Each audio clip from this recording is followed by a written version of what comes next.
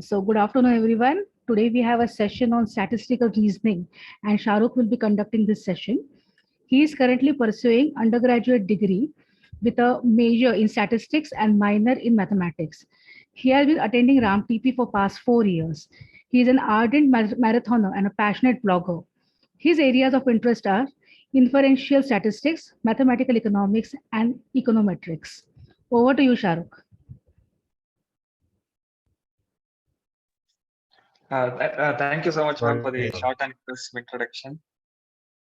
Am I audible, ma'am? Yes, you are audible. Okay, ma'am. Uh,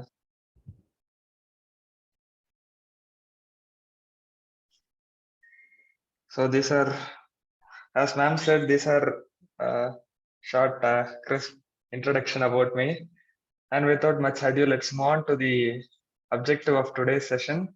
And as ma'am said, today's session will be on statistical reasoning. And why this session specifically? So today we all live in the era of big data. So we, on daily basis, we do see a lot of data, we do see a lot of graphs around us. And it is important for us to identify and understand the logical biases we see in our everyday life. So knowingly or unknowingly, we come across different graphs and we tend to draw different interpretation based on that.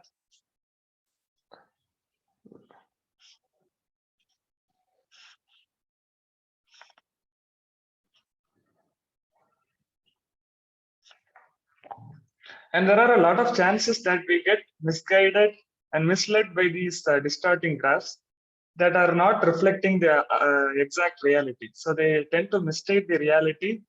And most of the times we tend to get caught in such traps.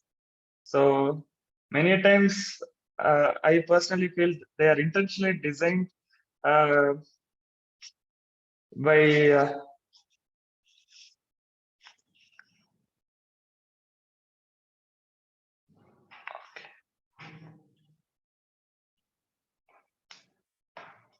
intentionally designed by these advertisers specifically.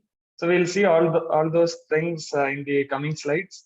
So also at last, I felt it would be really good to explain you the research, the qualities that a modern day researcher needs. So I hope you all must be aspiring to be a good mathematician or a good researcher. So yes, I think we'll start with the session. So first of all, in today's socially and politically changed world, um, ma'am, I do see a lot of students still in the waiting room. Can somebody admit them? Volunteers, can you please take care of it? Yes, sir, doing it. Yeah, please do that. Yeah, thank you. Thank you, ma'am. Thank you. So yes, so much of the bias predictions are purposely proliferated. So, so as a student of mathematics and statistics, you must know to you must learn to avoid those biases. Coming across is something like very common, but it is in your it is totally your expertise to identify them and not fall in such traps. So that is the one thing to be learned. And these effects, the bias causes, they cause the effects that these biases cause are not that trivial, and most of the times it leads to a very compoundingly negative effect when it is wrongly interpreted bias. So that is why the session is designed. And you all must have had some really wonderful sessions in the past. So it must have dealt a lot with mathematics and stuffs like that. But I wanted to keep this session as non-technical as possible, because I did see a lot of students, like some are from 7th grade to maximum of 10th graders. So I just wanted to embrace everyone in this session. So I wish to keep it as non-technical as possible, and you can always feel free to interact put your perspectives in the chat box.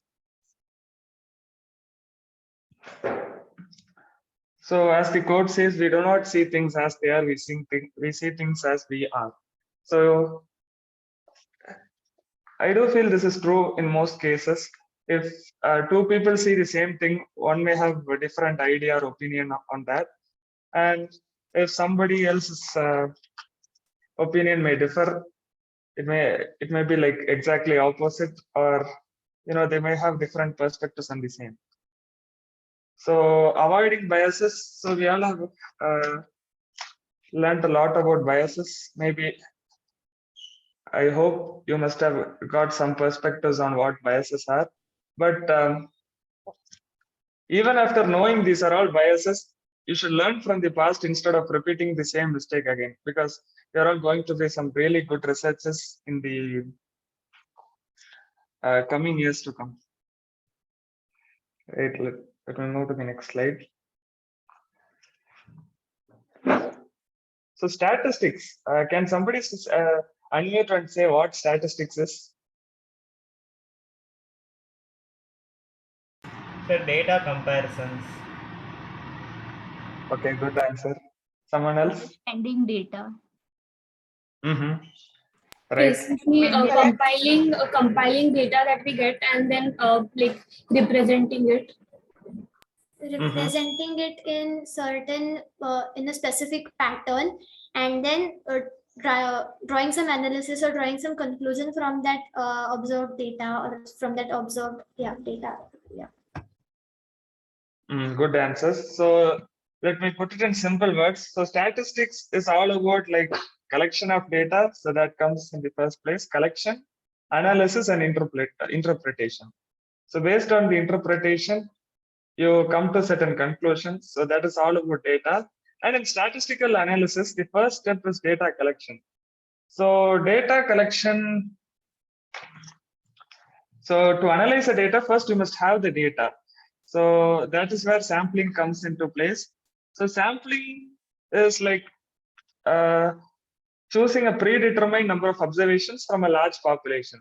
So if you want to take data, it is not possible for you to go and interact with everyone. So you need to be right in picking out a specific number of people as samples, and you can like interview them. So there are a variety of methods, like you can ask them questions and mark their opinions or comments for the questions you ask. And there are a lot of other new methods in the digital era. So there are mailed questionnaire method, and there are a lot of other methods when it comes to the sampling. The sampling is majorly used for this taking surveys. And in today's world, it has become very easier to collect data in large scale through internet. So even you must have seen a lot of polls taking place in Google Forms, and it becomes very easy for them to analyze the data and come to conclusions easily.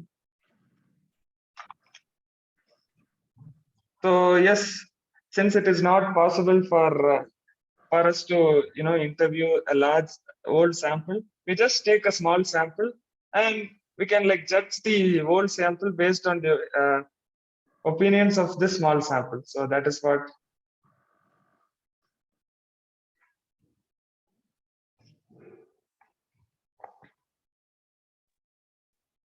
I have a doubt in the statement you just said. May I ask? Yes, please ask. But you told that since we cannot interview a lot of people, so we take small sample and judge the whole sample. But suppose in a class of varying heights, you interview a sample who have who are the tallest ones, and if you take your observations or your conclusions based on them, you can infer that a whole class has tall people. But like you may get the sample which you take may not be uniform, and it will mislead your statistics. Right. So the question you asked will be answered in the next upcoming slides, I guess. So even if it doesn't, then you may choose to ask the same question again. So that is Oh. where exactly I'm coming to. Yes, yes. So Sorry. in the sampling process, there are a lot of possibilities for errors to crept in. There are possibilities for for you choosing a wrong sample and drawing wrong conclusions. So sampling, the bias in sampling can occur when you specifically select a specific population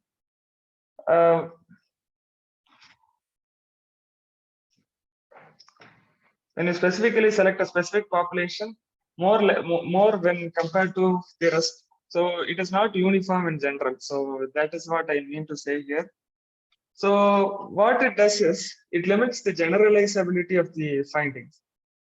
So you can't generalize and draw conclusions based on the very little sample you get. So most of the time it leads to wrong conclusions.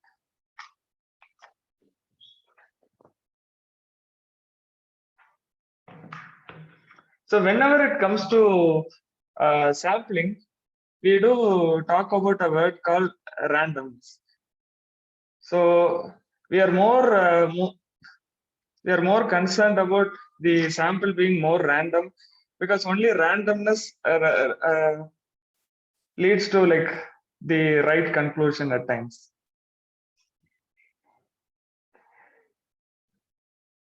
So can somebody tell me by randomness, what do we mean? Sorry, I didn't get the question. Can somebody tell me what randomness means? Like without any proper order or a way of going. Yeah, without any specific order. pattern. Specifically How the pattern. person, yeah. Means everything in the sample is not Not following by a certain pattern. It's like when you're choosing something, it's not on the basis of any reason, or you're not basing it on anything. You're just picking one out of the whatever Selecting collection. without bias. Yeah. Good answer. So yes, so can we put it like we have an equal probability of all the samples being chosen? Can we say that? Yeah. Yes. So we can also tell that a sample chosen randomly, it will be definitely an unbiased representation of the entire population. So what is a small sample fallacy? I think somebody has asked me this question in when I was showing the first introduction about sampling. So yes, I think this question will be answered here. So small sample fallacy. So people who commit this fallacy, they assume that a small random sample should be as reliable as a regular and a large random sample, even though it is not too regular. So that is what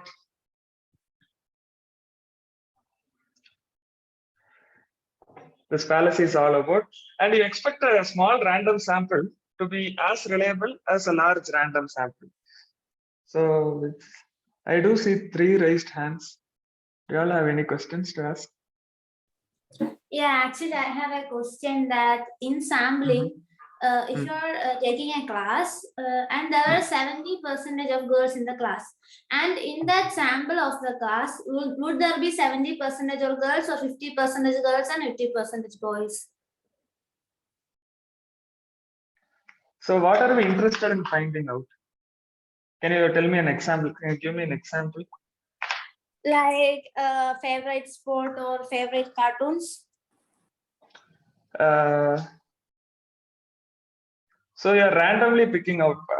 So you don't distinguish them based on gender. You simply put them in a random order, and you just pick the random ones that comes in. So there is one more thing called the systematic sampling. So there it involves selection in a very ordered frame. So unlike this very simple random thing, there everything is systematically arranged and systematically picked out. So there are different types of sampling, which like systematic sampling, cluster sampling. There you specifically pick up based on a specific system, like which you have determined. So that is what happens. You order the population and give each data and unique reference number. So that happens. And you calculate the interval, and maybe you can choose a random number generator. You can use it to rightly pick it. So it all follows a specific sequence. That is what is systematic sampling. So here you just consider all the entire class as a whole, and then you pick it up. So are you getting it? Yeah, got it.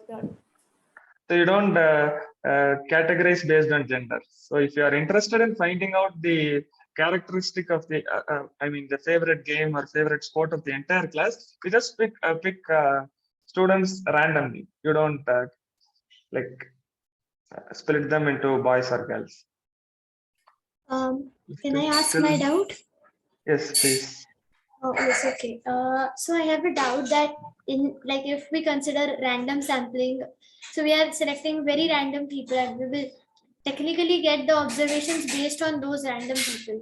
So ideally sampling, if we do it on a small scale, the results won't be enough for having a proper conclusion. So technically my question is that should the sampling be done on a large scale every time, but that's not practically possible. So how does it exactly work? Can you explain it? So researchers, so it is the expertise of a researcher to find out what is the appropriate what the sample size should be. So it isn't practically possible to take the whole set as a sample and then do. It will take years to do such analysis, and it is the expertise of a researcher to determine the sample size and then work on it. Okay, so yes, so I think your question will be answered here.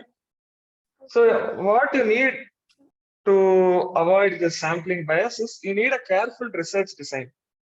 So you are just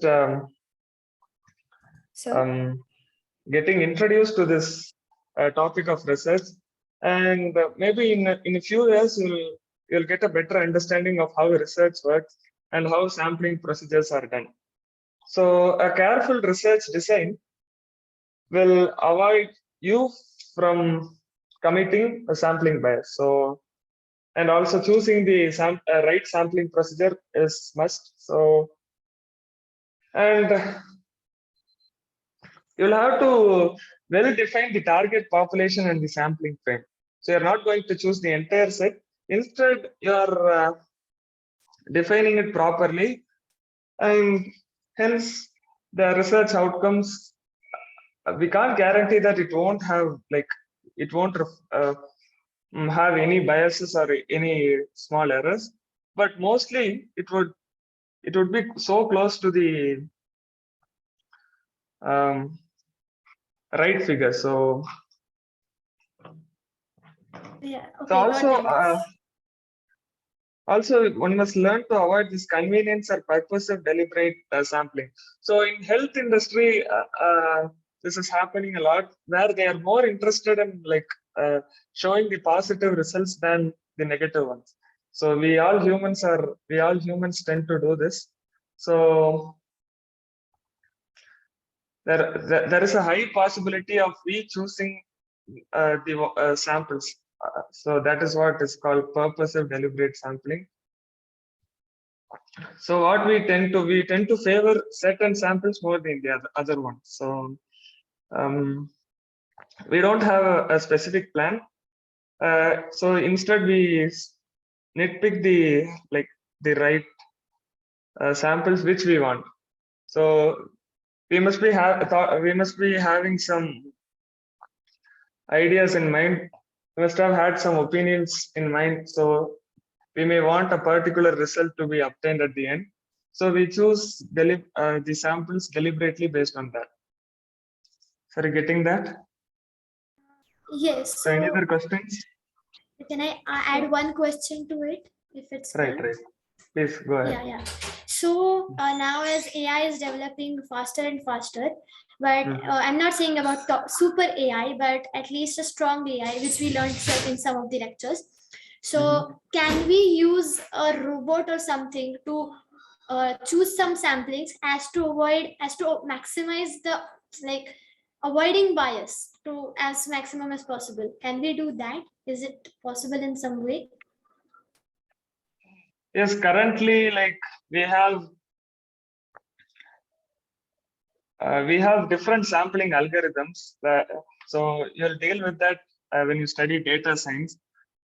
So it all works. Okay.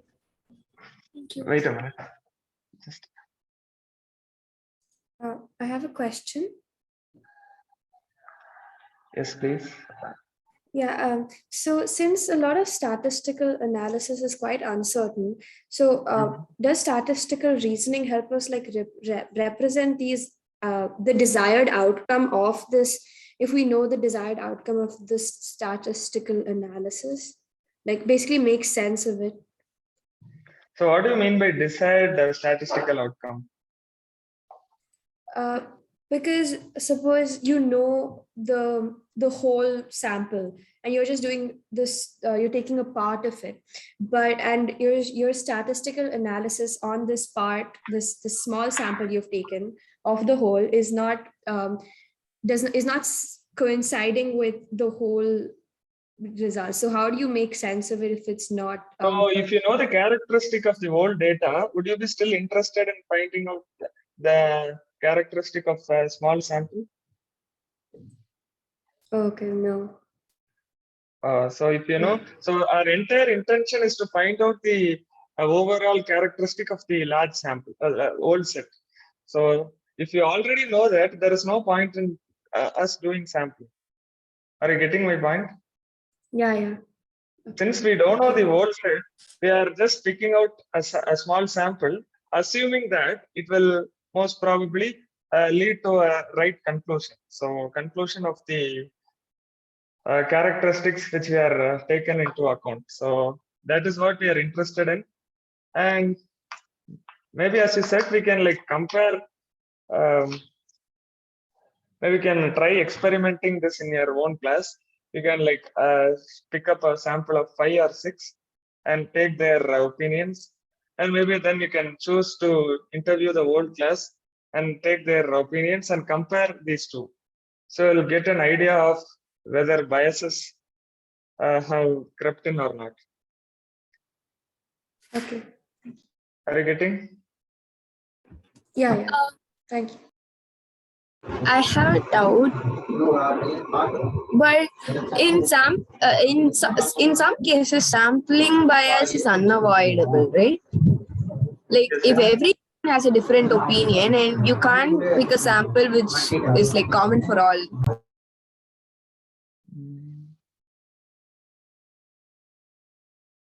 Yes, that is true in one sense, because fallacy, these errors are still bound to come, because one sample maybe a specific sample may lead us to specific conclusion, and the other one may lead to total. It cannot be totally different, but significantly different result we may obtain that. So that is one thing to be considered. But this statistician and scientists design these experiments in a way that all have an equal chances of being chosen. All sample points have an equal chance of being chosen. So even though errors are bound to happen, they design these experiments in a way that it can be avoided to the maximum possible extent. So that is what is all about this statistical sampling. So yes, one must follow this right research design and the appropriate sampling procedure. After that, you need to well define the target population and the sampling frame. And it will be sufficient for you to get the right picture in your research. So, and also most importantly, you need to avoid purposive deliberate sampling. So when it comes to research, nobody is interested in doing the last one. So just to make sure you avoid, I've added that.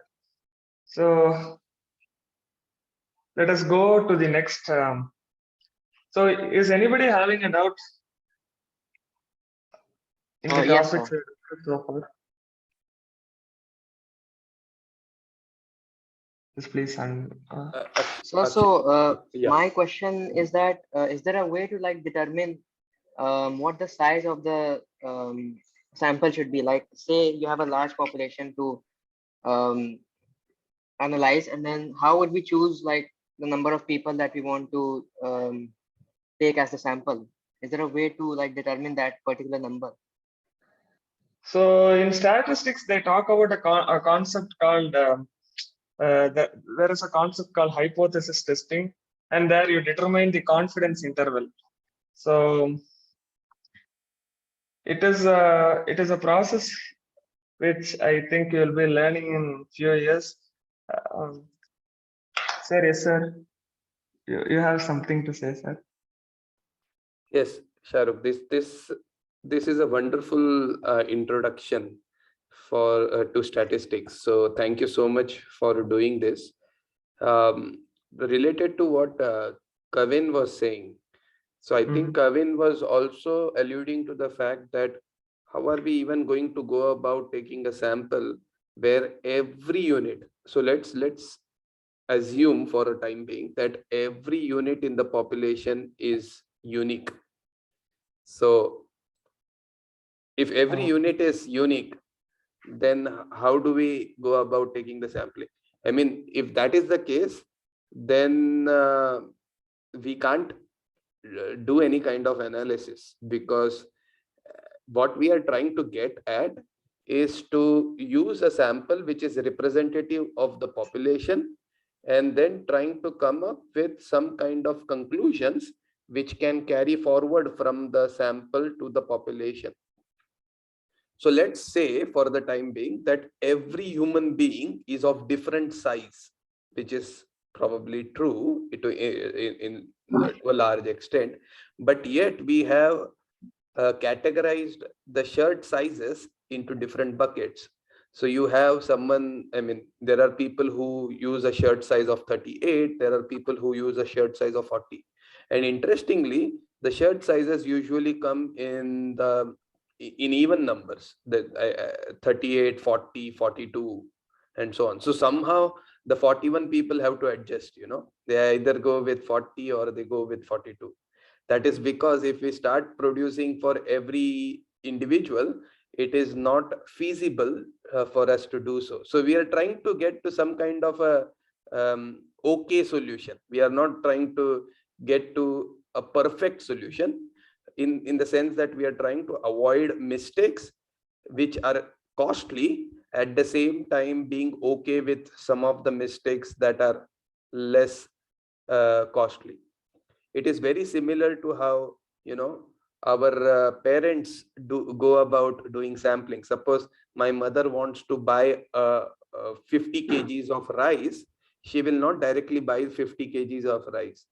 What she will do is she will first ask the shopkeeper to give 1 kg of rice. She will cook that 1 kg of rice, and if she is satisfied, she will go back and say that, okay, let me buy this 50 kgs of rice. What she is essentially doing is taking a sample and trying to conclude how the required population is going to be. I mean, it's not perfect analogy to what Sharuk has been talking about, but something that is relatable to our day-to-day life.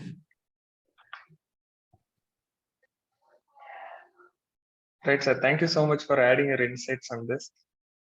So we do have like a topic called confidence interval in statistics. So confidence interval is nothing but a range of values which are well defined with a specified probability. So the parameter lies within it. So it is like this.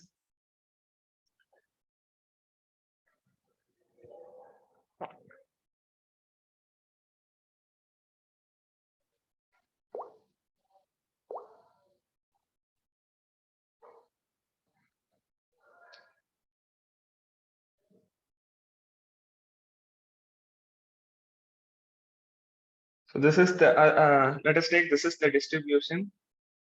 And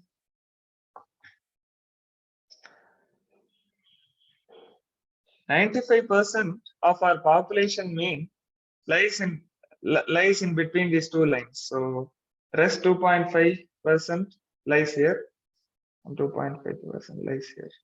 So this is what is confidence interval, and this is used, like most commonly used is 95%, and there is also 99% and 1%. So this is the one most commonly used, and they are not saying it with 100% confidence always. So I hope this answers. So, sir, would you like to add some more thing on this? No. Please go ahead. Please go ahead. It is your session. I will just add when I have something that is useful to say. So don't ask me every single time. You just go ahead. Right, sir. I will add whenever I will. Okay. Okay, Thank you. sir. So is anybody having a doubt, or would anybody like to add their perspectives on this? Sir, could you just like explain what you said like just now once again?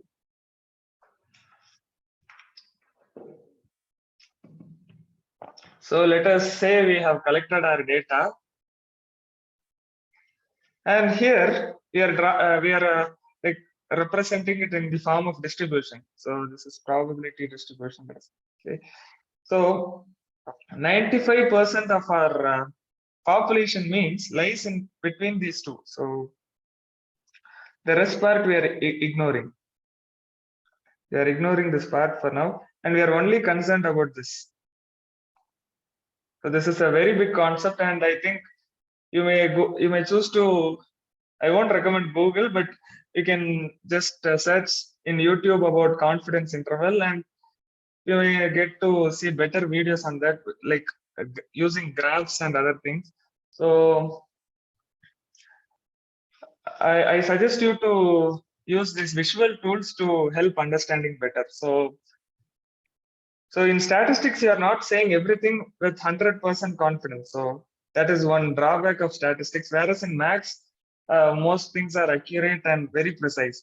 So that is not the case with statistics, and that is why there is a very famous saying. So facts are stubborn, but statistics are more pliable. So statistics have a tendency to be flexible at times. So that is why we are introducing the concept of 95% confidence interval. And the most commonly used is 95% in research. So the rest 5% you can't like say with confidence. So that is what it is. Did you get what I? Yes, sir. Yes, sir. Thank you, sir. Right. So we'll move on to the next important concept. So it is correlation. So does anybody already have an idea of what correlation is? Yeah, like if something, if one process, like when another process takes place, if a large percentage of a time one more process takes place, we say those two processes are correlated to each other. All right. So I'll put it in simple words. So correlation in statistics is like a relationship between two variables. When one increases, the other also increases in a similar fashion. We call both of them are correlated. So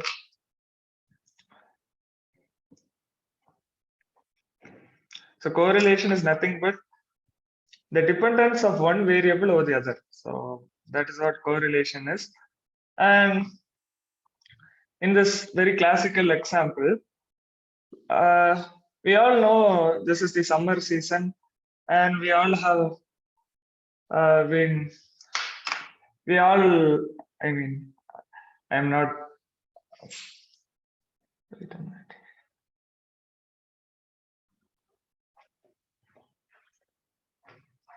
So this is a summer season, and we all love ice creams, and hence there is a rise in temperature as well as the rise in the sales of ice cream.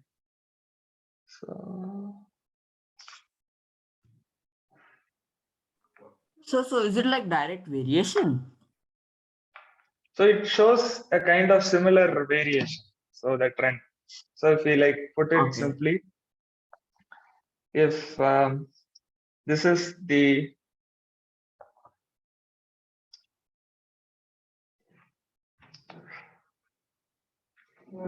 increase in the temperature, particularly in the summer season, and if the sales in ice cream also increases in the similar fashion, and in correlation specifically, we are limiting ourselves to linear relationship.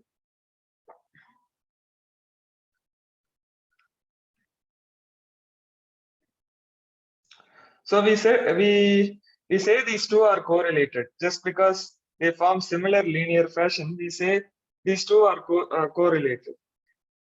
So also in summer season, there is increasing cases of sunburns. So you all must have seen, but increase in temperature caused ice cream sales to go up. Also increase in temperature caused these cases of sunburns to go up. But so this is going up, this is going up. We can say that these two are correlated. These two are correlated. That is, summer caused ice cream sales to go up, and summer also caused the sunburns cases to go up. But can we say that ice cream sales caused these sunburn cases to increase? No. No. It wouldn't be possible. So whenever we talk about this concept of correlation, there is another thing. So we can simply say that A implies B and A implies C, but B does not imply C. Yes, it is like that. But whenever we talk about this concept of correlation, there is another term that comes in. So it is causation. So two things may be correlated, but it is not necessary that it is always one causing the other.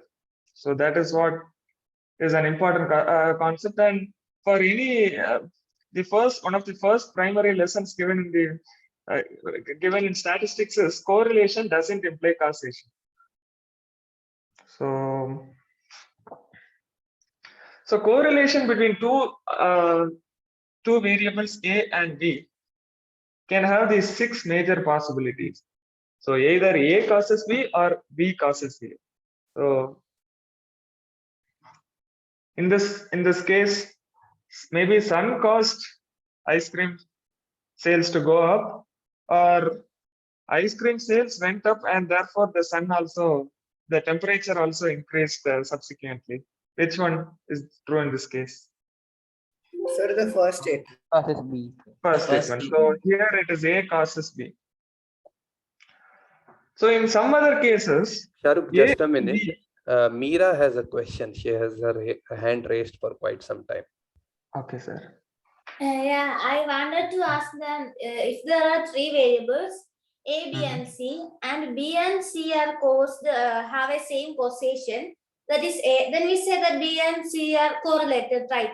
So if we take the vice versa that, and we know that B and C are, we observe that B and C are correlated, and can we say that it is because of a similar causation? I didn't get the second part of your question.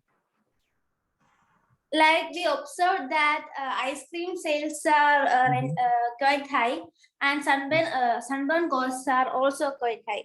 Then can we say it is because of a similar causation, that is sun? And in all the cases, if we saw that two things are going high in numbers, that we saw that both are correlated, then can we say that it is because of a similar causation? Yeah, so in this case, it is the sun that caused ice cream sales to go up, and it is the same sun that caused sunburn cases to go up.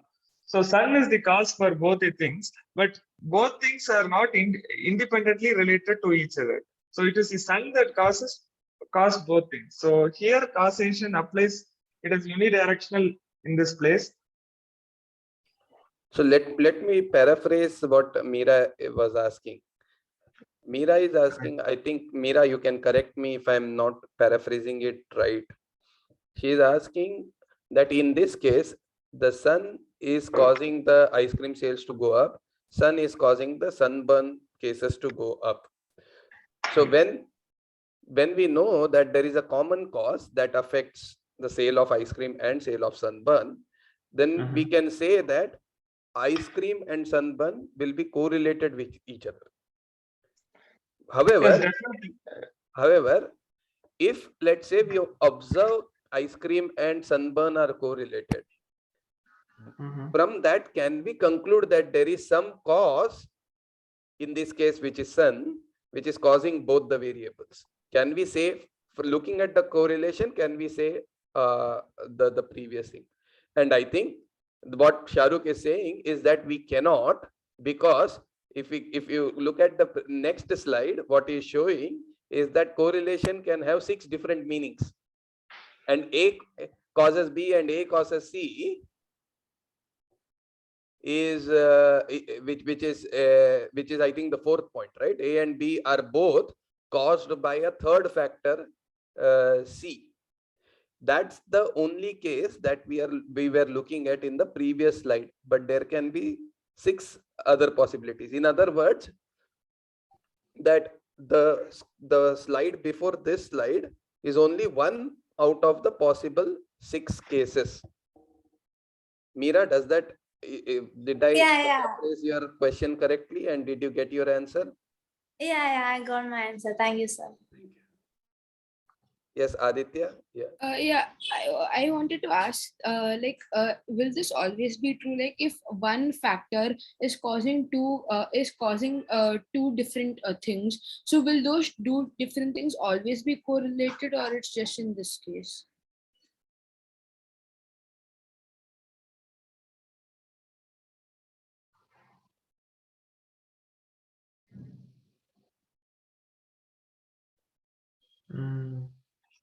So since it follows a similar trend,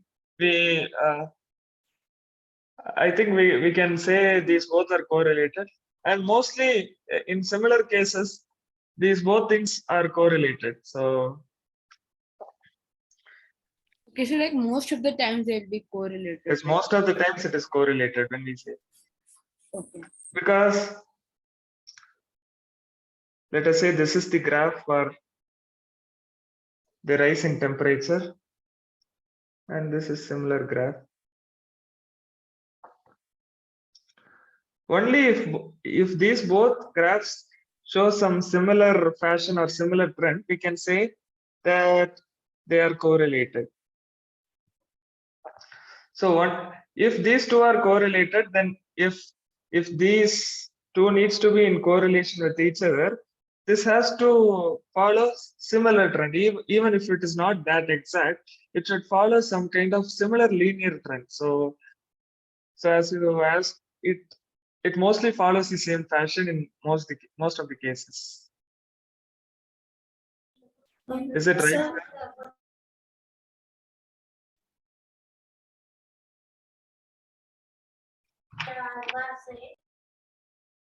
Sir, can I ask you a question related to that? Right. Please ask. Yeah, so I did not quite get how is ice cream and sunburn related in this case, or it's correlated in this case. It's just mere correlation, and they are not cause. This is not the cause, and this is not the effect. in this case. But in the previous case, so one thing I want to make it clear is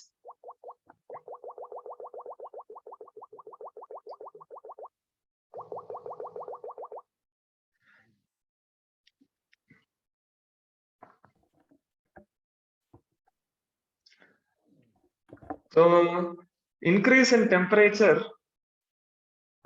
increase in the sales of ice cream. So let us take this A, this B, this C.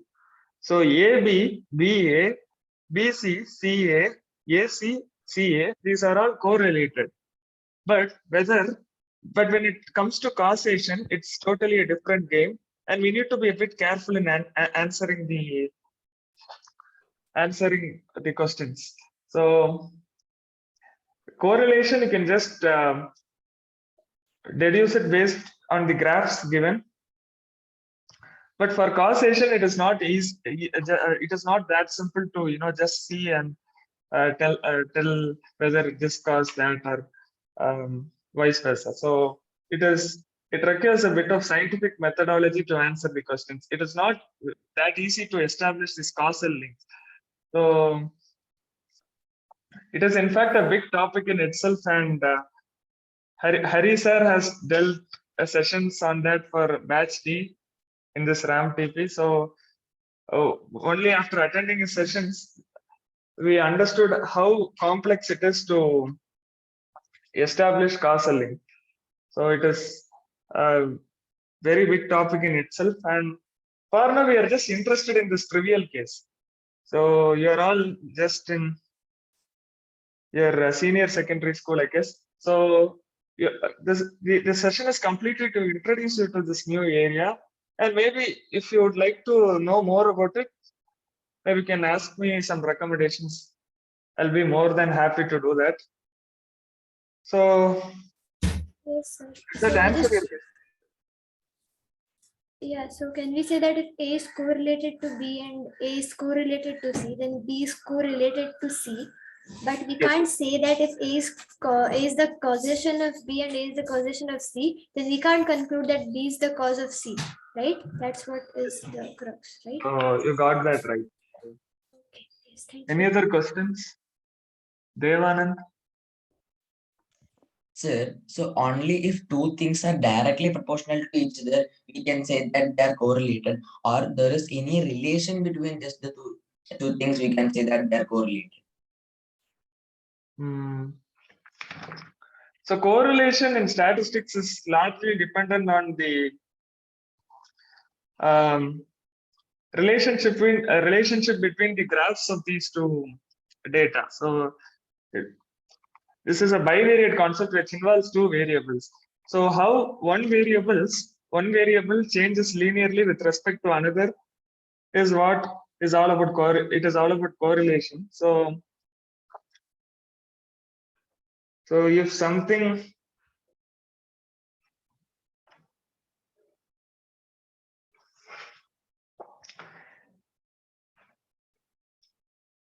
for example, if we talk about let us say this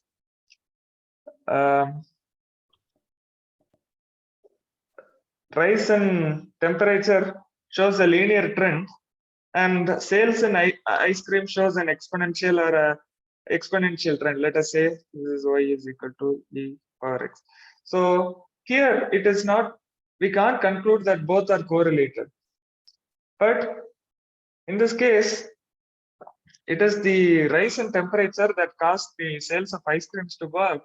But here it is not correlation, because correlation is, by correlation we are limiting us to this only linear relationship. So if I may add to that, so correlation can be positive or negative. So you can have a direct relation where you see that an increase in one variable also results in an increase in another variable. So two variables move in the same direction, which is positive correlation. As Janvi has mentioned, there can also be negative correlation. That is, one variable increases, the other variable is decreasing. Okay. So in some sense, you can quantify the correlation. Okay. So now that quantification is where you will have to make use of statistics.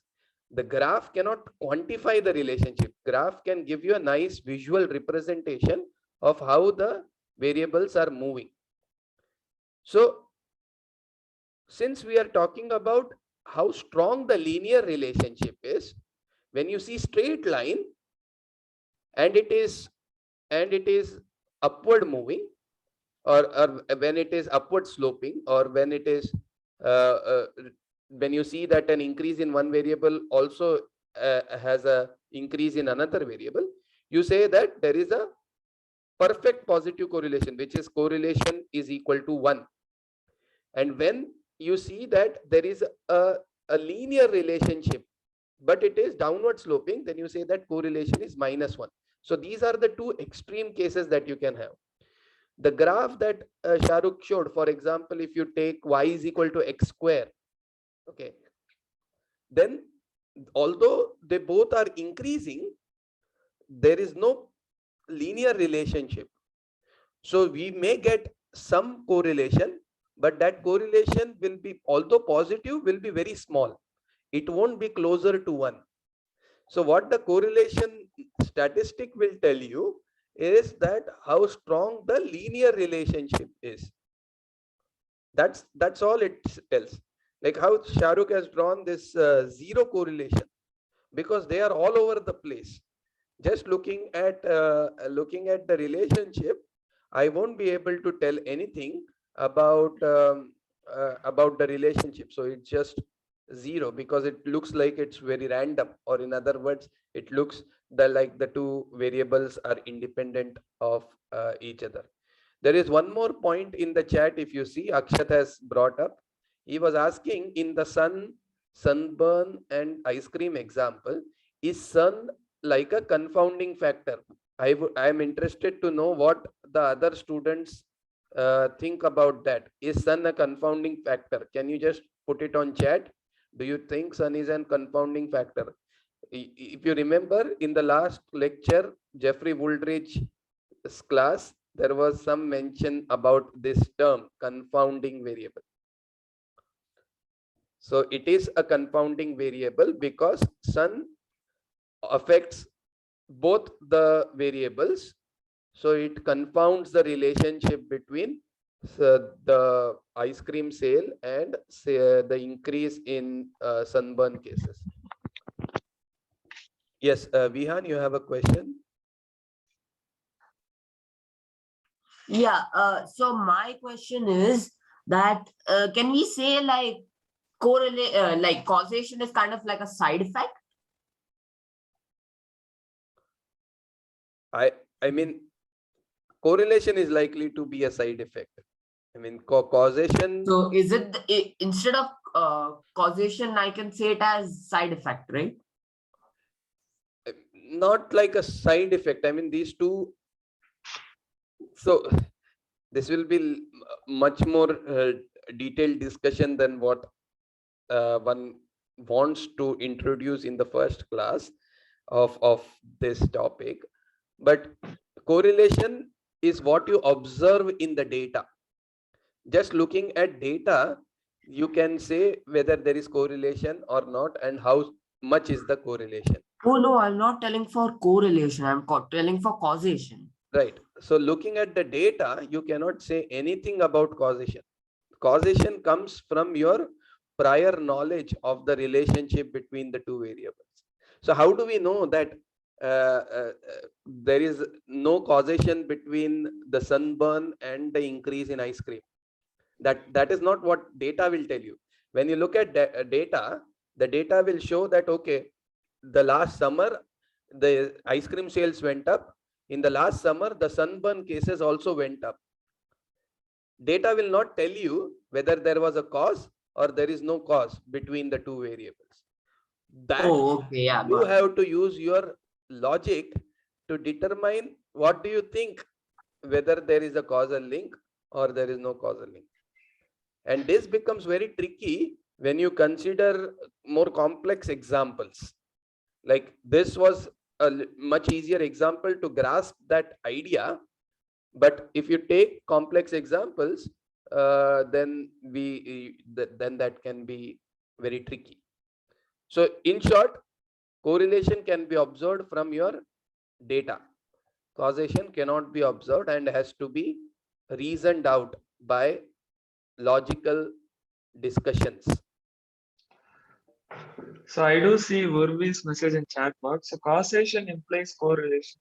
So it is not necessarily that causation always implies correlation, because correlation is more of a linear. As I told, we are limiting this to linear relationship. So it is not necessary that we always have a linear relationship in the graph something. Yeah, so causation does not imply correlation, and correlation definitely Neither does not. implies neither. Yes, yes. So think about this. For example, if you look at price of salt and demand for salt. Now, even if the price of salt decreases, people are not going to purchase more salt just because it is cheaper, right? You do not start putting more salt in dal just because salt is cheaper. So reduction in price of salt is not going to increase the demand for salt. So you can imagine that no matter how much you move the price of salt, the demand for salt is going to be relatively stable. Nor are we going to reduce the consumption of salt just because the price has increased by, let's say, 10 rupees. We will have to make use of salt to the same extent. And so that doesn't mean, so when you look at the correlation is likely to be zero, because there is a movement in one variable, which is price. There is no movement in the other variable, which is demand. However, we know that there is a relationship between price and demand, in the sense that if you change the price, all other things keeping constant, let's assume for the time being that you are only changing that dial, which is the price, it will impact the demand. But it's just that in the case of salt, that's not true. So we can't say that zero correlation means there is no causal link. Zero correlation means there is no causal link.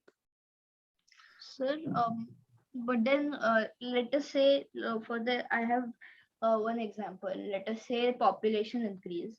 So population increase is going to be an exponential graph, right? And then let's say we are graphing population increase over time, and we are also graphing, let's say, resources available on the earth, let's say. So then when population increases exponentially, the resources would also decrease, right? Exponentially. Yes. But then that would be correlation, would it? Because it's not linear. So it's not linear. So the power of that correlation, then the magnitude will be much smaller. Although it's correlated, it may be closer to zero, not closer to one. Are you getting what I'm saying? If the relationship is closer to linear, then your relationship will be closer to one. So let me give you an example. For example, Sharuk, can you write the numbers x and y into rows? Like x, you put 1, 2, 3, 4 as the values of x. X is 1, 2, 3, 4. And y is, let's say, 4, then 7, then 10, then 13. Here, you will find that the correlation is 1. Okay. Why? Because I can write y as a linear equation of x. Because I can write y as 3x plus 1. Right? So there is so the correlation is 1, because as x increases, y increases, so the correlation is positive, and it is linear, so the correlation is 1. Similarly, the same case, I can also have X is increasing, Y is decreasing. So the correlation is negative. And because the correlation is linear, it will be -1 if we take X and Y that way. Suppose in this, suppose I tweak the last number. Let's say instead of 13, we have 14. Okay, instead of 13, you change the number 13 to 14. Now, the relationship between Y and X is not linear anymore. Okay. But will the correlation be positive? Yes, the correlation will be positive. Will the correlation be 1? No, the correlation won't be 1. Will the correlation be closer to 1?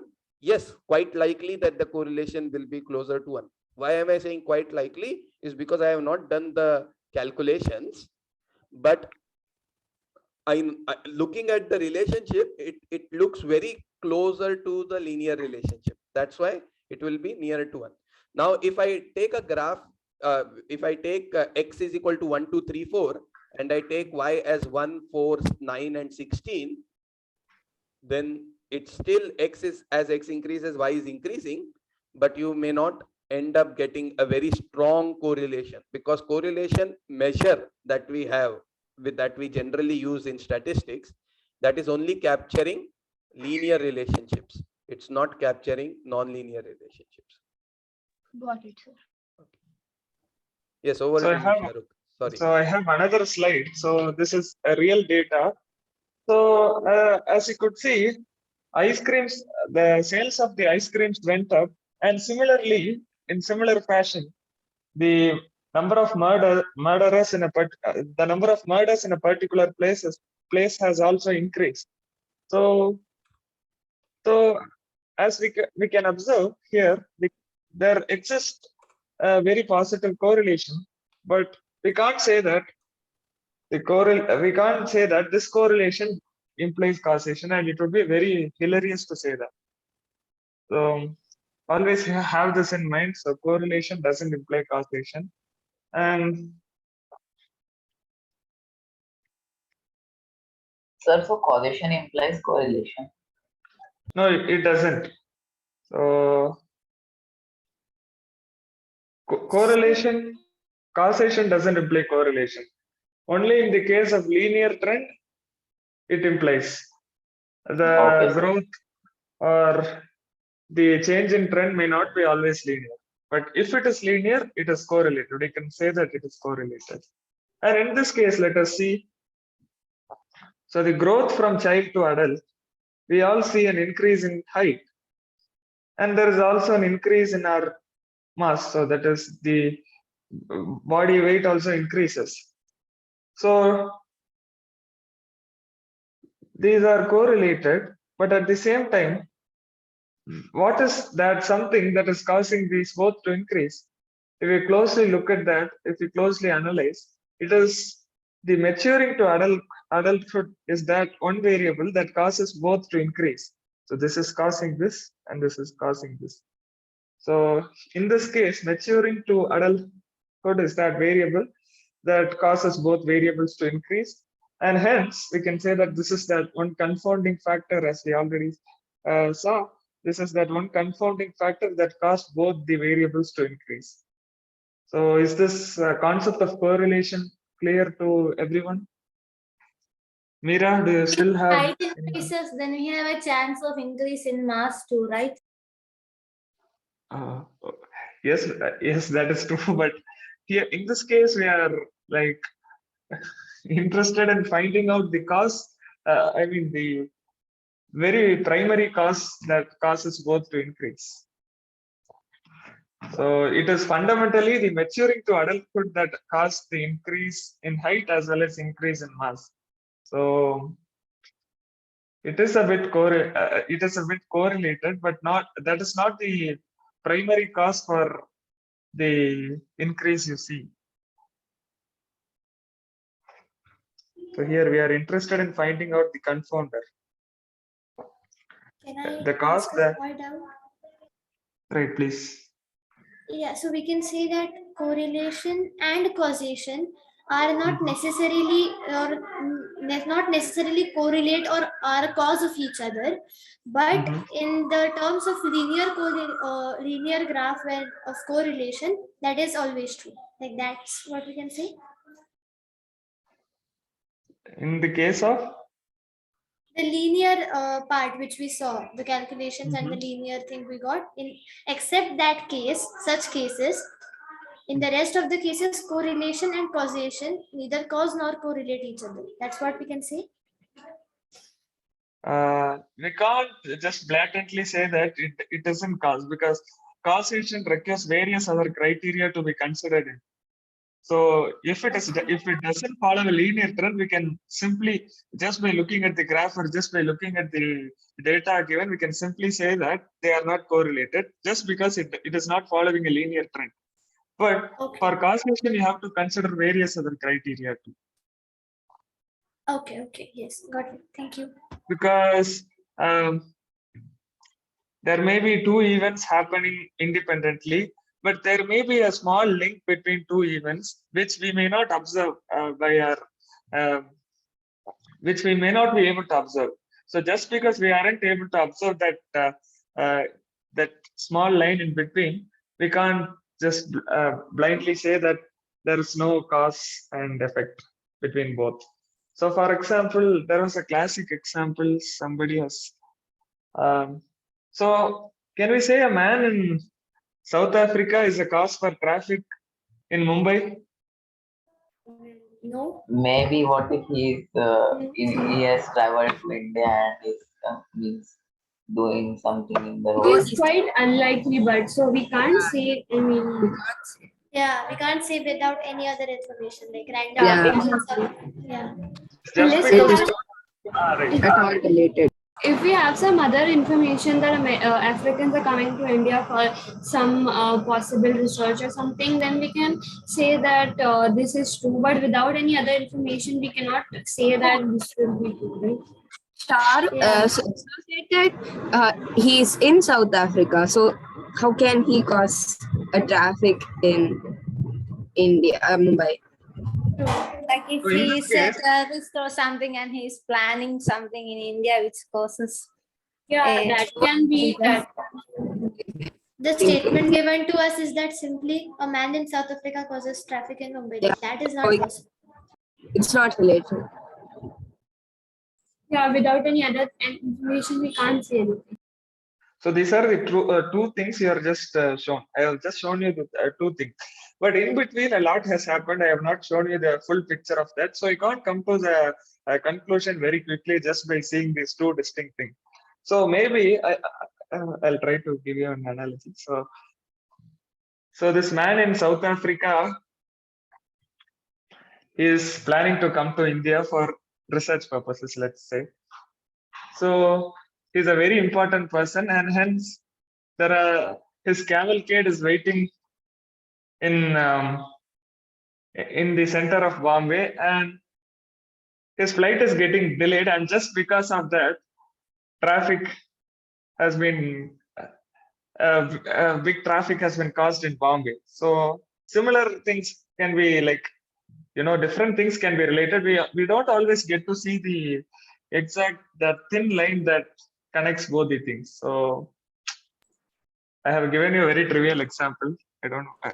Maybe that's a very bad example, but still. So are you able to actually, understand? I got it. So maybe this man, just because he's an important person, very, very important person, maybe a world recognized global leader, his delay for some reason or the other. So his the traffic here in Mumbai is caused due to his cavalcade. So the traffic caused by cavalcade is due to the man becoming late and he has to arrive. Only if he arrives, traffic will be somewhat, they'll be able to manage the traffic somewhat. So we don't always get to see this thin line, and this is the most important of all. The important trait that you must have is don't come to conclusion quickly. You need to analyze, you need to see the underlying factors which are responsible for two different events. So Is that example okay? I hope it's not that bad. No, yes, got it. Thank you. No, okay.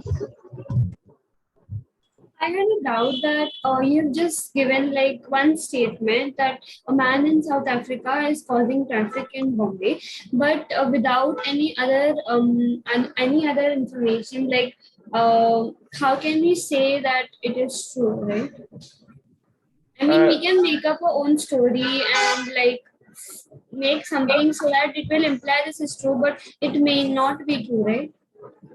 It may not be true always, but if this thing has happened for real, you will agree that okay, so maybe this is because. But always you don't have get to see the entire picture of what is going within an organization or within going within. So you may arrive at wrong conclusions based on the very little facts you say, and you may arrive at you may commit biases and like fallacies. Your thoughts and your conclusions, interpretations may be fallacious at some point. So that is what I meant to say here. So maybe if this two things happened for real, and I just told you these two distinct things: man in South Africa, traffic in Bombay. So this is the a partial picture I showed you. But maybe if this truly caused this to happen, you will somehow agree. Okay, so there is a logic in what I have said. But if they, I have a doubt. If they only gave these two sentences, should we form a story and then say that this is true? But with these two sentences only given, we will say that according to these two sentences, it is not true. Because No, a man maybe if somebody has really asked you this question, a man in South Africa has caused traffic in Bombay, you can say maybe it has caused, but you cannot simply like very straightly say answer like no, he has not caused, or I don't want you to say yes or no.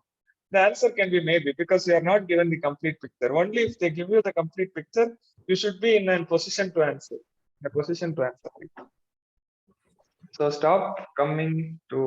avoid coming to conclusions quickly. That is one trait any aspiring researcher must be having. So I hope you are now a bit clear with the concept of correlation and also causation. Yes, so initially, before formally introducing students to statistics class, they think that correlation, just because two things are correlated, they do find out the logic and somehow they arrive at causation. But after that, they get to know that it doesn't always imply causation. So I hope even you must have got some better insights on this. And let's move on to the next slide. So now we are doing an experiment where 6 fair and unbiased coins are tossed randomly. So 6 fair coins are tossed randomly in one side, and another 6 coins are tossed randomly in another side, and we do get these following outcomes. So which one do you think is more likely to be the outcome in First random? one. First one. Both are equally as likely. Yeah, Equally both are likely. equally. We can't just conclude. Does the order matter? So Yeah, the because you first don't. coin, Yeah, I think they're equally likely. Yes, equally likely. Because it's random, it can be either of them. There's no. Yeah. The con is unbiased, so it will be equal. So yes, this is a very satisfying answer. So when I showed the same thing to an undergraduate student in my college, they said the first one is more likely to happen. So, but since you are all very talented and intelligent kids, you are able to distinguish it. So both are equally likely. It's just that the idealized version of image of randomness we have in mind that is leading to this bias.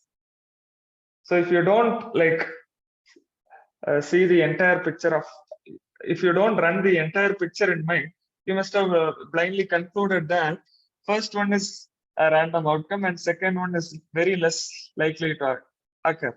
But in this case, both are equally both has an equally likely chance to occur. And this example was introduced in last year's RAMTP by Sridhar sir. So maybe I'm very happy to see the right responses from you all. So this is how our human brain is conditioned to think. So just by looking at, we may arrive at wrong conclusions and it must be avoided. So just like gradually try to practice it in your life as well as in everything you come across. Just try to analyze. So another thing, so generalization usually follows this pattern. If X is true for A, if it is true for B, then our mind tends to think that C, it will be true for C, D, E, and etc. For example, if I enter a city, maybe we enter the city of Paris as a tourist, and we do meet a lot of persons around us. And the first person I meet gives me a very bad impression. Maybe he's not answering the questions I ask him. Maybe they are not attentive enough to answer to my queries. Maybe it happens in airport. So if I meet one person and I'm not satisfied, I'm dissatisfied with this behavior. Okay, so I think that okay, maybe we'll meet some other person. So I meet person 2. So even he behaves in similar way. So I'm dissatisfied with the second person too. And third person dissatisfied. So my mood gets affected, and most of the times I come to the wrong conclusion that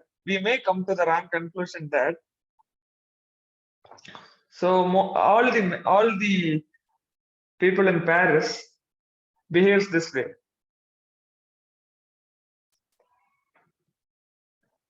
So would it be the right to conclude this? Not at all. No.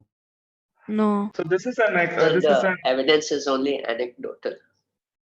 Right. You can say that. So we have just met 4 people, and there are lakhs of people in the city of Paris, and we can't just conclude based on the very little people we have met.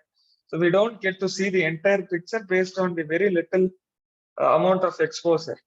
So let me move on to the next slide. So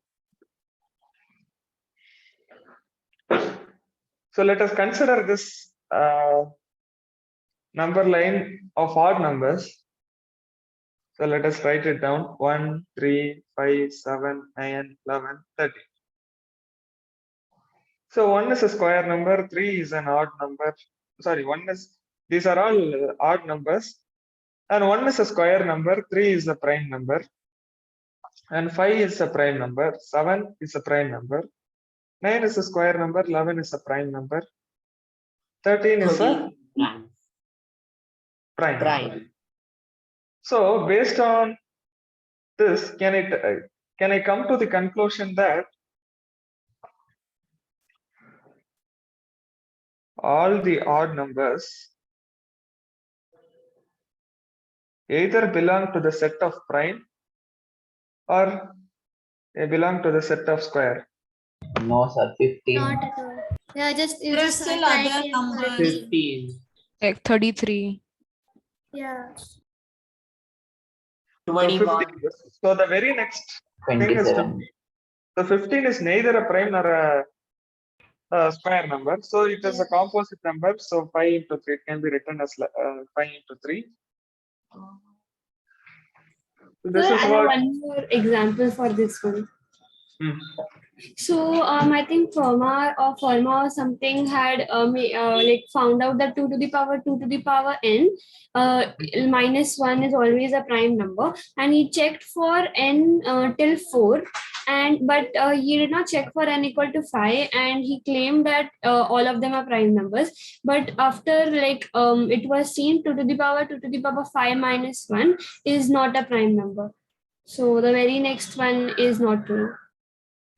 Right. So in this case, I've just given you, there are a lot of such examples. And in this case, I'm just interested in giving the most trivial example of all, so that you get the glimpse of what I intend to say. So don't generalize quickly and come to a conclusion. So always when looking at a research problem or any problem for that matter, just try to find out and analyze the other underlying factors. So these are very important. So you just don't see the overall picture of that. So instead you try to see what is going behind it. So what is going inside. So you just try to reason it out, try to figure it out using your own cognitive skills. So only when you get exposed to a lot of problems, you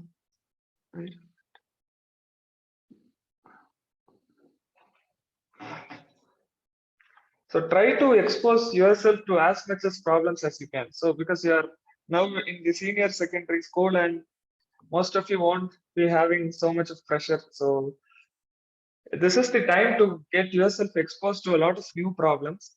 And when I was a ninth grader, I attended RAM for the first time. And at that point, I didn't have much knowledge about mathematics or statistics. I just came in as a fresher to mathematics because I just had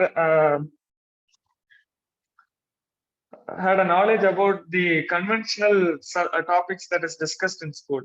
But one thing that made me eligible to attend this training program was I had a little bit of common sense. I was not talented like most of you, but one thing that I always had is a bit of common sense and some reasoning abilities. I used to question the very basic of things. And after coming here, I was exposed to a lot of new areas, and starting from physics, mathematics, statistics, and other areas include econometrics, finance as well. So yes, Sir is saying that he likes the quote here. Yes. So always maybe you can stick it somewhere. So confusion is definitely better than stupid conclusions. So in confusion, there is still a possibility. So, but when you are like very myopic, you are very short-sighted. You don't get to see the entire picture. So be very open-minded, and that is what will make you a good researcher.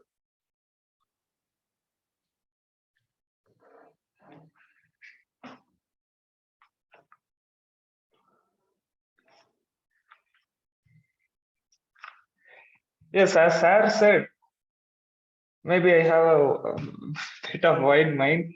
And as I am curious and I read on variety of things, not just mathematics, I do read on other things as well. So this is the right age for you to pick up topics and read on them and develop your, and I won't ask you to confine yourself only to maths, because this is the age to explore. After exploring, you'll find that you're more passionate on a particular subject. So when I came here, I just got introduced to, as I said earlier, I just got introduced to different subjects, starting from physics, maths, statistics, econometrics, finance. And later, at some point, I kind of felt I'm not that intelligent to study mathematics as a subject. So, but statistics and econometrics, these things kind of interested me more. So I thought, why not I go with that? So even engineering was one of my options at that point, but later I very well knew that I won't be able to, contribute to the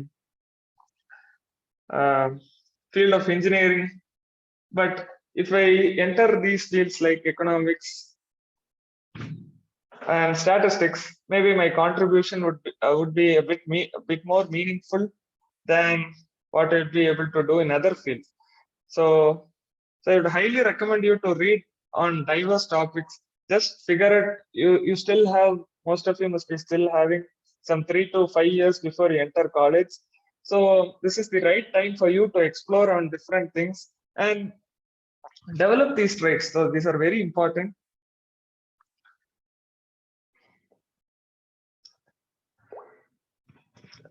So they must have qualities for any aspiring researchers are the following. So I just so these are not an image where copy paste image. All I made this graph for you. So I personally felt that curiosity is something that is the most fundamental thing for any researcher to have, and I'm sure you all must be having this because you all are here for some reason, and just because you're curious, you are here. So not everybody gets a chance to be here and get themselves exposed to such variety of topics. And the second thing is prudence. So you need to be prudent. By prudence, I mean you need to be cautious and sagacious always. So whenever approaching a problem, you need to be, as I said earlier, just be interested in seeing the entire picture. Only then, only that will lead to this unbiasedness. So all these things are related. All these 5 points are related to one another. So unbiasedness is all about having fair and unbiased opinions. And many times researchers, what they do is they try to establish their viewpoint. Be it they are not interested in whether it is right or wrong, but they already have a conclusion in mind. So just to establish them, they they try to manipulate the data present in their hands, and hence the research obtained doesn't become accurate. So they conform to the truth they already have in mind. So that is not truth. That is just their opinion, their view on truth. So and researcher, you must always strive to be accurate and precise in your findings. So only that will help the scientific community to go up, and it should be of some use to the society as well. How it gets disseminated to the society. Only if it is very accurate and only if it reflects the reality and truth, it will be of some use to the society. And as I said earlier, be very open-minded and search for evidences without any prejudices. And as humans, we all have this set of prejudices in mind. So we are all imperfect, and hence it is okay. But after coming to this field, you need to strive hard to reduce those, and subsequently you will be able to attain a point where you are more interested in logical evidences than just coming to conclusions. So coming to conclusions is just the end point, and the journey that takes you to that point should be very meaningful, and it is in your hands to make it meaningful.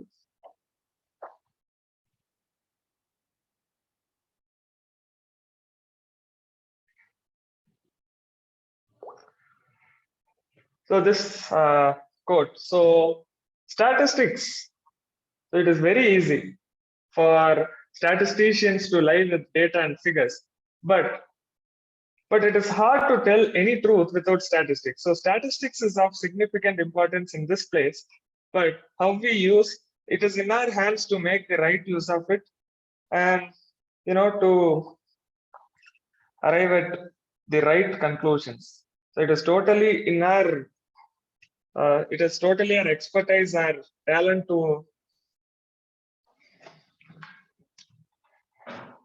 to make the right use of it. So these are just redundant. I've already spoken on these topics. So in the recent days, I think I need to stress much on this. So research ethics. So can somebody tell me what research ethics are?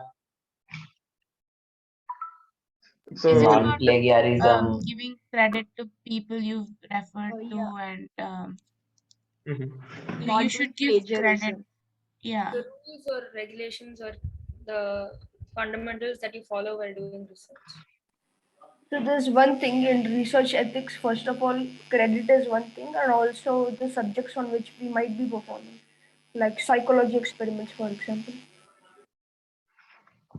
right. So ethics in life, we do have a better understanding on how an ethical life should be.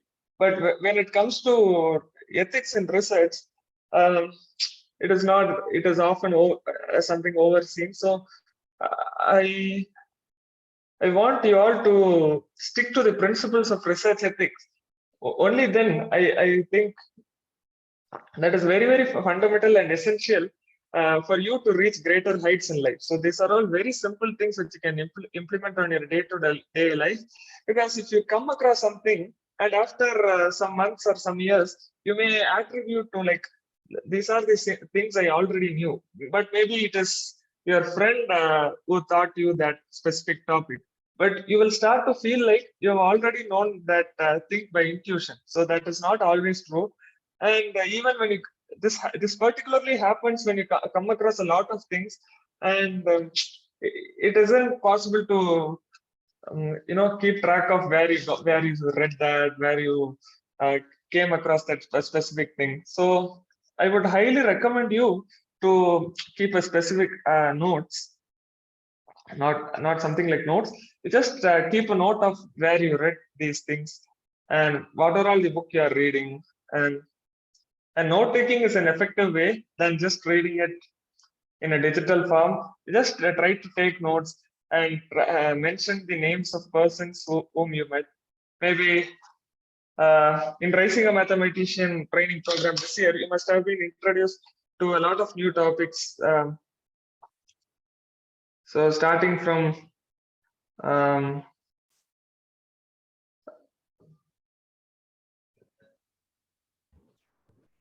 Linear programming.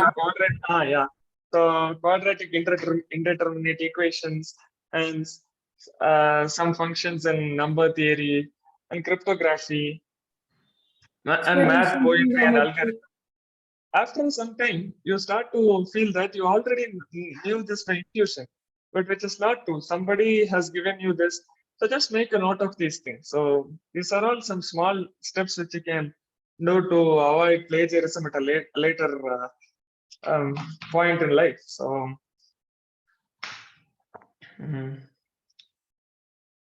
so these are simple guide to avoid biases. So just be an active listener, an avid reader. So don't look at things with a prejudice in mind. So prejudice is something you need to avoid always, and look for hidden assumptions. Try to reason from multiple angles. So think whether any other implication or conclusion is possible based on the little data you get to see. Most times you are not given access to the complete data, but whenever you are given some data points or data sets or even some problem, try to reason whether any other conclusions or implications are possible. So you are all in your secondary schooling, I guess. So this is the right time to develop these right outlook and attitude towards research. So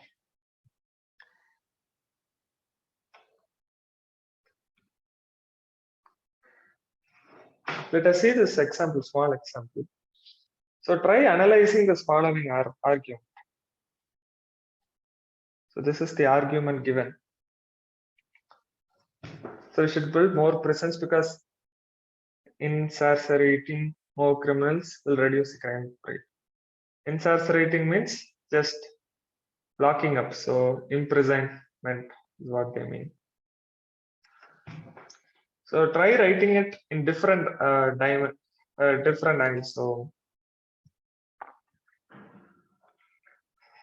the first, it can be written as, if we incarcerate more criminals, then the crime rates will be reduced. So the conclusion is that we should build more presence. And if you are interested in writing out the hidden assumptions within this statement, I'll show you how it is written. So this very simple statement can be written in multiple angles. So the hidden assumption is that if you build more presence, then more criminals can be locked up. And another assumption is that if the crime rate is reduced, and we'll have a more desirable society, which is free from any law and order violations. So if there is some policy which leads to a more desirable society, then it should be enacted for sure. So this is the conclusion drawn based on the hidden assumption. So this is the premise stated. These are all the assumptions. And based on the assumptions, we come to the conclusion. So we have analyzed a simple statement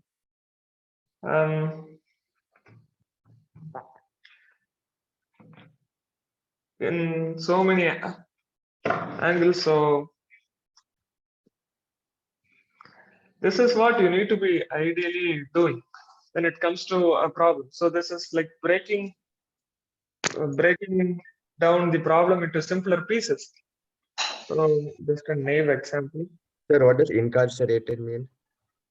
It is locking up. That is the imprisonment. Okay.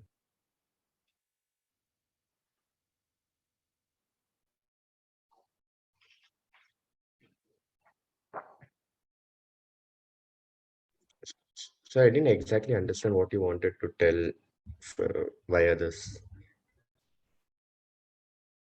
I didn't get you. So what are all these assumption premises and stuff? So this is telling you that a single statement has so much of hidden meaning that you want to look at these hidden assumptions and then ask, do those hidden assumptions actually make sense or not? Okay, thank you. So let me come to this example. And politicians are so much expertise in giving us false information, and we all know that. And particularly when it comes to India, we all have had our own opinions about the politicians here. So at the times of election campaigns, we must have seen ruling party claiming something about their existing rule, and the opposition must be claiming that the law and order is a problem and unemployment is down. So at the same point of time, two opposite parties claiming two different things, two different things about the same issue. So unemployment is up, unemployment is down. So whom do you believe in this case? Any idea? Nobody. That is a perfect stance, but in this case, you must take some. Unemployment is down is more believable. Unemployment is up is more related. That is true, I guess. The We should first vote for Nota. The second one. So in this case, you should always try to look for some evidences, because you don't have the sufficient data to conclude who says the right thing and who is misguiding us. So you must be interested in knowing the statistical data, which is reliable statistical data present, because statistical data can be manipulated easily, and hence your focus must be in finding something which is very reliable. So have a look at the data. So I have analyzed the data of India. Not analyzed, I've just taken the data, unemployment data of India. So these are all these two graphs are from the same statistical data. So these both are from the same graph. So as the first politician claimed, unemployment is up. So this is up. But the same data, it is down. So we have to analyze, find out which is the first, like if this is 2020, 21, this is 2020.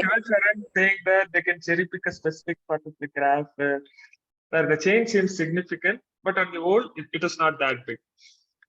So can Shivacharan provide everyone a perspective of this example?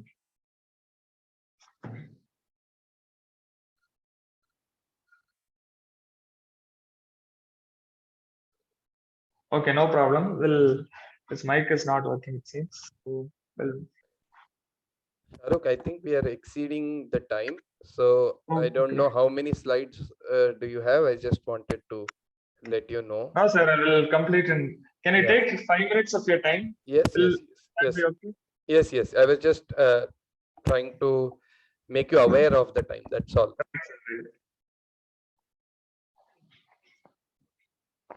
So yes, as Shivacharan said, it is cherry pick data. So cherry picking is one of the most common fallacies in statistics when it comes to manipulating data. So here they are the politicians are talking about the decadal growth. So when talking about the decadal growth, they have chosen to pick only a specific number of years. So the time period are entirely different here. As you can see, I have shown you only this part of the data and not the time period. So this is what usually happens. And this is COVID cases in India. And these both reflect similar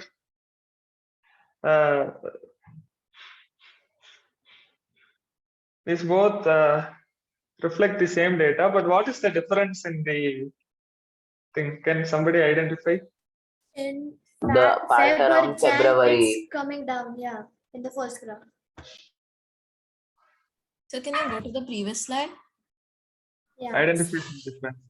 Try Yeah, It starts from in the base case they have taken less. Means it starts from 0. It starts from 1 day. Sir, and also on the y-axis, the units are different.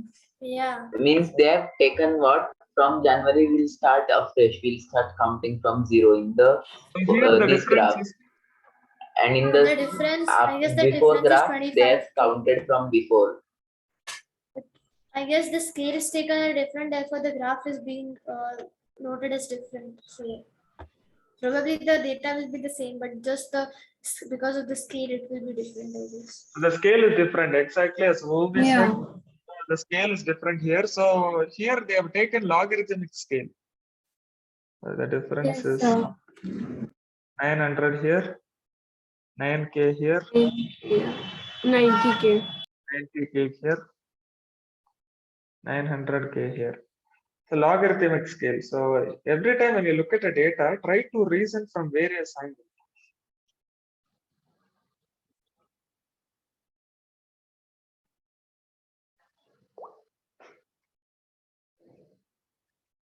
So cherry picking is all about selecting information that supports a particular statement, even though we tend to ignore the relevant evidence at times. So as scientists, we must always strive to pick up all the cherries and mash them together before tasting. So by this I mean, see the big picture. Try to look at the big picture. If you don't have, if you are unable to see the big picture, don't try to arrive at the conclusion. Just stay skeptical. Well, that would help. So with this, I would like to conclude. And what should be the way ahead? So keep all this in mind. So whenever looking at data, have this in mind that there are high possibilities that you may get misguided at some point. So, sir, would you like to add anything, sir? No, I think this was a fantastic session, and thank you for doing this. I would like to call on Omkar sir, if Omkar sir is here, to share his thoughts on what he felt about the session. So for those of you who don't know, maybe or know little bit of about Omkar sir, maybe you have asked him doubts, or he has entertained you with some puzzles or something. Then Omkar sir is a fantastic teacher himself, who teaches mathematics to school students. You guys should watch out his YouTube videos that he makes on different the topics in mathematics, and he makes it in a very interesting manner and selects very different problems which usually we do not think of. So we are very lucky that Omkar sir is supporting us, and he might have helped you in many of the help sessions, and also kept you entertained in between some of the sessions. So Omkar sir, would like to know what you thought about the session. Thank you, sir, for introducing me. So, thank you, Shonak, for explaining what is sampling, what is statistical analysis in very beautiful way. The way you explained and related the correlation with ice cream and sunburn, it was really great. I would have never thought of that as example for correlation. Your session was very helpful for students who will be in the future in the research field and in the statistics. For I also like to generalize things. Many what you said has to generalization. So I have to now check whether the generalizations made by me are hasty generalizations or not. So it really helped everyone. Thank you so much. And I think the rate of future statisticians and the number of Ramtepi camps will also have positive correlation. And its cause will be the guidance by Sharuk. I hope that would happen. Yes. Thank you. Thank you so much, Omkar sir. Very beautifully. So the slides of this session will be shared in your respective Google Classroom. And in case you want to approach me related to anything related to statistics, please take down my email ID. I'll just put it in the chat box.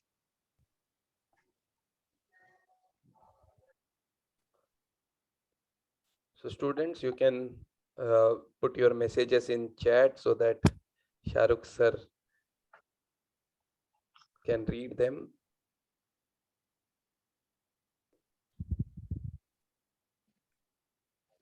In case some of you are interested, we may even think of having some follow-up sessions on the same topics or similar topics if you are all interested.